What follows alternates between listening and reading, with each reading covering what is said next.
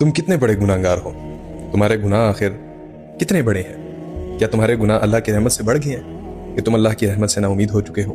एक शख्स था, उसका नाम था अबू नवास, ये बनी इसराइल का था।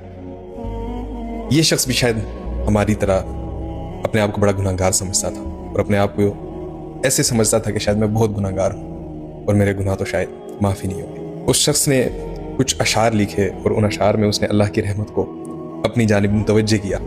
अब वो पहले शेर में लिखता है कि या रब्बी इन आज़ुमत ज़ुनूबी कसरतन, कि ए मेरे रब्बुल आलमीन, मेरे जो गुनाह है वो बहुत बड़े बड़े हैं। फ़लक़द अलिमतु बिअन्न अफ़्वक अअज़म, लेकिन ए रब, मैं ये भी खूब जानता हूँ कि मेरे गुनाह चाहे जितने मर्जी बड़े हो जाएं, तेरी रहमत से नहीं बड़े हो सकते। तेरी रहमत हमेशा बड़ी है। फिर कहता है कि माली इलैका वसीलतुन इल्ला रजा, ए रब्बुल आलमीन, एक तेरा ही दर तो मेरा वसीला है। फ़इज़ा रदद्तु यदी फमन ला यरहमु, तो ए मेरे रब, अगर तू मेरे हाथों को धुतकार देगा तो फिर मैं किसके दर पे जाऊँगा? क्या मैं दुनिया के किसी बादशाह के पास जाऊँगा? ए मेरे रब, फिर अपने दर के सिवा मुझे कोई दर दिखा कि जहाँ मैं जाकर रहमत की उम्मीद लगाऊँ। और फिर आखिर में हद कर देता है, कहता है कि इन कान ला यरजूका इल्ला मुहसिनुन, कि ए मेरे रब, सिर्फ नेक लोगों की तू दुआएं सुनता है, जो दिन में 5 वक्त तेरे सामने खड़े होते हैं, जो तहज्जुद नहीं मिस करते, जो हर एक काम तेरी रजा के लिए बजा लाते हैं।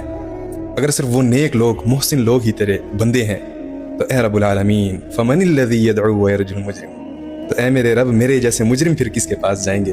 क्या मेरे जैसे गुनाहगार स्याकार मुजरिम तेरे बंदे नहीं है? क्या तू मेरा रब नहीं है? अल्लाह अकबर, ला इलाहा इल्लल्लाह।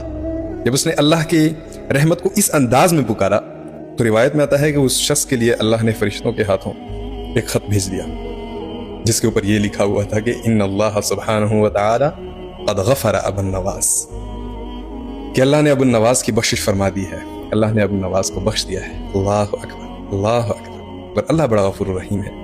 आए आज हम सब मिलकर तौबा करते हैं।